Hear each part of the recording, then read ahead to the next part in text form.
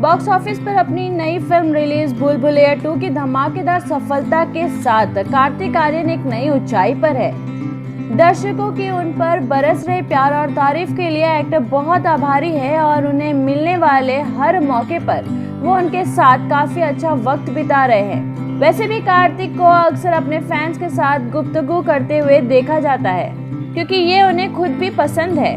19 जून को कार्तिक ने अपने इंस्टा पर एक और वीडियो शेयर किया है, जिसमें वह अपने कार की छत पर खड़े दिखाई दे रहे हैं, जबकि वह फैंस के बीच पूरी तरह से घिरे हुए हैं, जो अपने पसंदीदा स्टार के लिए खूब जोर जोर से सीटी बजा रहे हैं। कार्तिक उन पर हाथ हिलाते हुए फ्लाइंग किस करते हुए दिखाई दे रहे हैं। उन्होंने कैप्शन में लिखा, 5वां हफ्ता वाकई ही मजबूत हो रहा है भूल भुलैया 2, इसी प्यार के लिए जियो।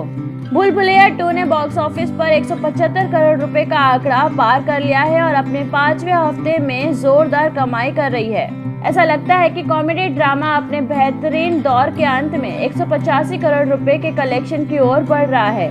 वहीं कार्तिक आर्यन अगली बार फिल्म फ्रेडी में दिखाई देंगे, जो कि शशांक घोष की निर्देशित एक रोमांटिक थ्रिलर है। उनके पास कृति सेनन के साथ शहजादा भी है, जो अल्लू अर्जुन की तेलुगु फिल्म का रीमेक है।